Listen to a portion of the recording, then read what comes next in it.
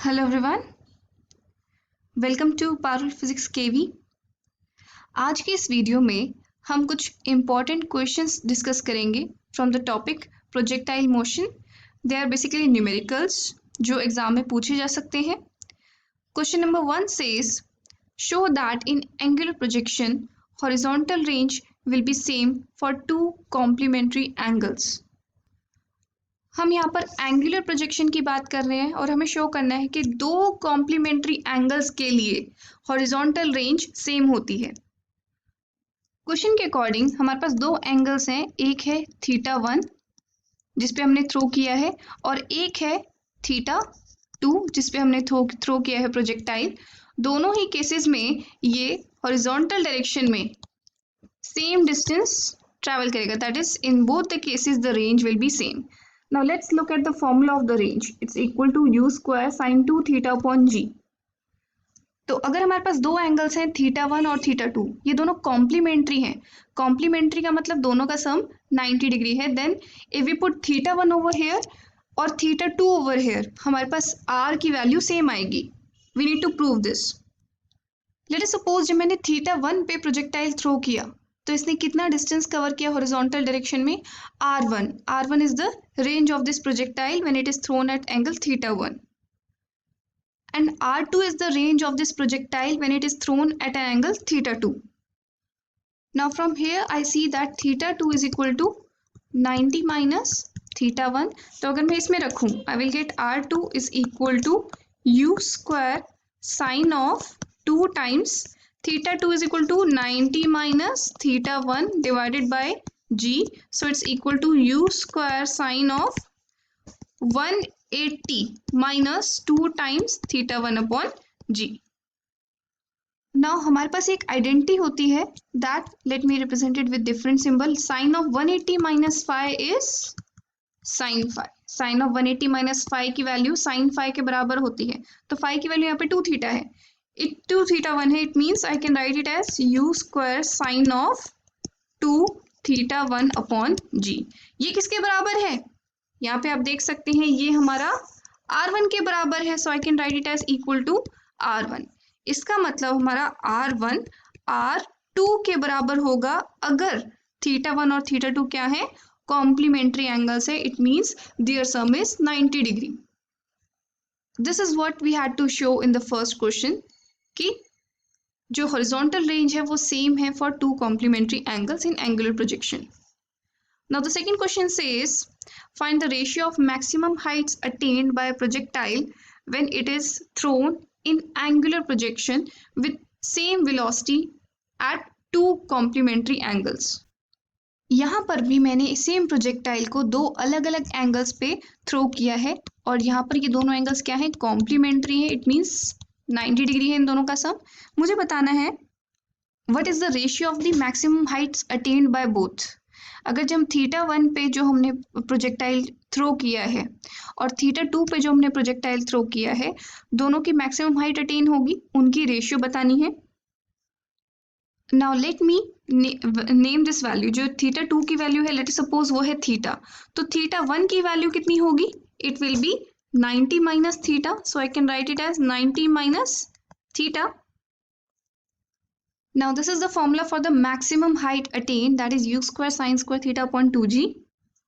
So maximum height attained by the projectile which is thrown at an angle theta, that is theta 2 is equal to u square sin square theta upon 2g.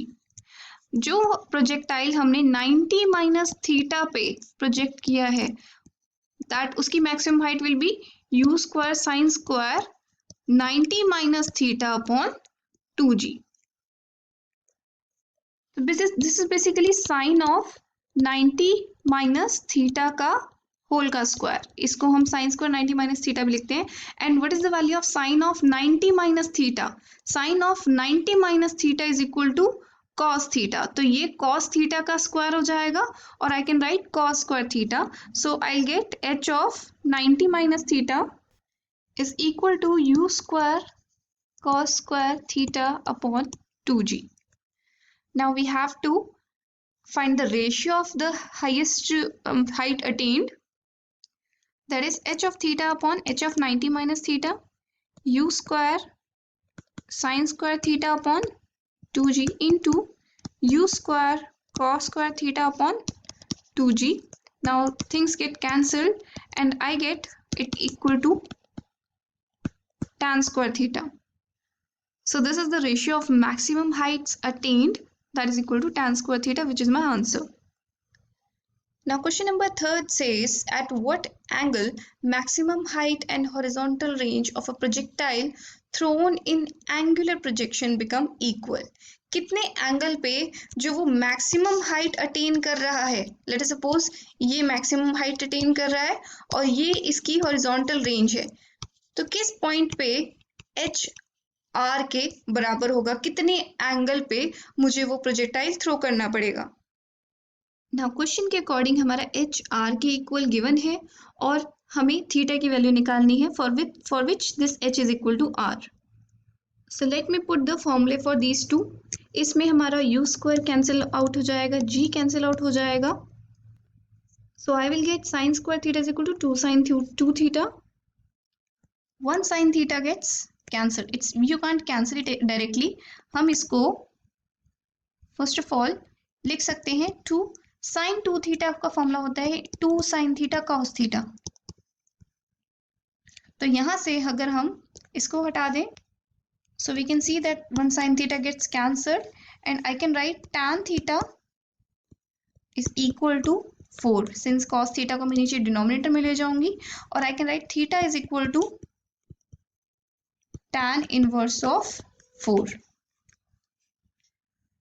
Now see tan 60 की value कितनी होती है, tan 60 की value होती है √3 which is 1.732 और tan 90 की value होती है इन्फिनिटी, तो ये 60 डिग्री और 90 डिग्री के बीच में ही लाई करेगा क्योंकि 4 is lying between these two. So using tan table और calculator we get theta is equal to 76 degree approximately. This is my answer कि अगर मैं प्रोजेक्टाइल को 76 डिग्री पे थ्रो करती हूँ हॉरिजॉन्टल से, तो उसकी height attain, maximum height attained और उसकी हॉरिजॉन्टल रेंज दोनों इक्वल होंगी। Now let's come to the fourth question which is a very interesting one. An aeroplane is flying with a constant speed of 540 km per hour at a height of 1000 meter. An atom bomb is dropped to hit a target on ground when the aeroplane is just above the target. Find by what distance the atom bomb will miss the target. Second, time taken by atom bomb to reach the ground. And third, velocity of the atom bomb when it strikes the ground. Now question के according एक aeroplane fly कर रहा है above the ground, कितनी height पे fly कर रहा है, 1000 मीटर की हाइट पे फ्लाई कर रहा है और उसकी वेलोसिटी कितनी है 540 किलोमीटर पर आवर, और इसको मीटर पर सेकंड में लिखें तो इट्स 150 मीटर पर सेकेंड, क्योंकि हमें सारी की सारी यूनिट्स ऐसा यूनिट्स में डील करनी होती हैं। नाउ इस प्लेन में एक एटम बॉम्ब रखा था जो इसे एक टारगेट पे गिराना था, दिस वाज द टारगेट। तो जैसे ही ये अपने टारगेट के एग्जैक्टली ऊपर पहुंचा, इसने अपना एटम बॉम्ब रिलीज कर दिया, लेकिन क्या ये एग्जैक्टली टारगेट पे गिरेगा? No, it is not going to hit the target, क्योंकि इनिशियली ये टारगेट भी तो एरोप्लेन की ही स्पीड से मूव कर रहा है, since it is placed inside the aeroplane. जो स्पीड एरोप्लेन की है वही स्पीड हमारे एटम बॉम्ब की है, तो it is moving with the initial velocity, horizontal component है बिल्कुल, और उसकी वैल्यू कितनी है 150 मीटर पर सेकेंड। तो अगर हम हॉरिजॉन्टली कोई ऑब्जेक्ट थ्रो करते हैं then it follows a parabolic path. Question के अकॉर्डिंग हमें बताना है कि कितने डिस्टेंस से इसने अपना टारगेट मिस किया, देन इसको ऊपर से ग्राउंड तक पहुंचने में कितना टाइम लगा और इसने कितनी वेलोसिटी के साथ यहाँ पर हिट किया। लेट्स सपोज हम पहले फाइंड करते हैं time taken to reach the ground, that is the time of the flight. पूरी फ्लाइट का टाइम कितना था in horizontal projection. Horizontal projection में the time of the flight is given by √2h/g। Now let me put the values 2 into 1000 meter divided by, let us take the value of g as 10 for the convenience point of view. तो हमें मिलेगा √200 which is equal to √2 into 10. Now this is in seconds, ये हमारा seconds में होगा। √2 की value होती है 1.414, सो I get 14.14 seconds. So this is the answer to the second part. First part में हमसे पूछा गया है कि इसने कितने डिस्टेंस से टारगेट मिस किया होगा। That will be equal to the horizontal range, और हॉरिजॉन्टल रेंज का फॉर्मूला क्या होता है हॉरिजॉन्टल प्रोजेक्शन में, u/2h/g। इसकी हम वैल्यू निकाल चुके हैं अभी अभी। This is equal to 14.14 second, और u की वैल्यू, और सारा का सारा कंपोनेंट कौन सा है, हॉरिजॉन्टल कंपोनेंट है। एंड रिमेंबर हमें यहाँ पर SI यूनिट में ही काम करना है। So 540 kilometre per hour is equal to 150 metre per second into this is 14.14 and this is equal to 2121 metre. तो इतने डिस्टेंस से टारगेट मिस हो जाएगा, that is 2 kilometre and 121 metre. In the third part, we have to find the velocity with which it is going to hit the ground. It's equal to v is equal to u square plus 2hg। ये b point पे, जो जिस point पे हमारा hit करेगा ground, उस point पे velocity निकालने का फॉर्मूला है। So it's equal to √of u is 150 स्क्वायर, 150 into 150 plus 2 into height is 1000 into g, that is 10. So let me solve it. Upon solving, I get the value as 50 √17, and this is the velocity with which it is going to hit the ground, that is 50√17 meter per second. Now let's come to the fifth question, which says a player can throw a ball vertically upwards up to 100 meter. Find the maximum horizontal distance up to which the same player can throw the ball.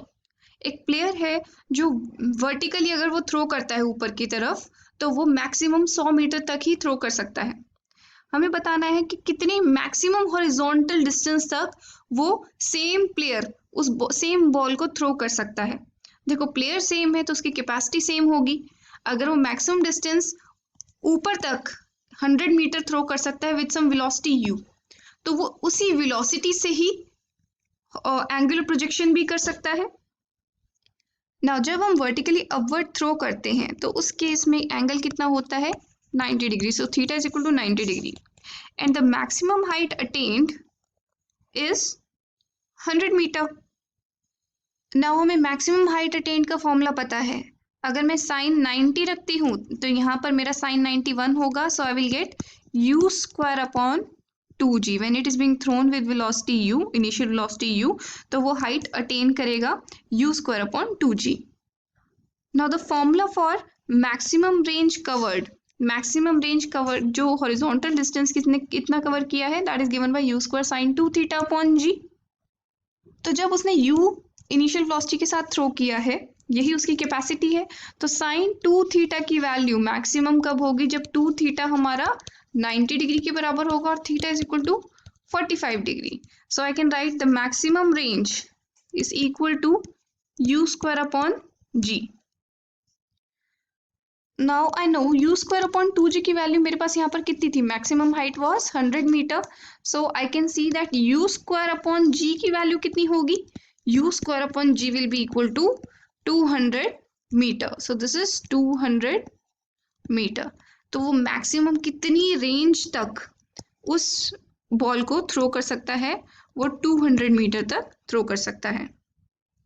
So now I hope this worksheet is clear to you and the concept of projectile motion is also clear to you. That's all for now. Have a good day.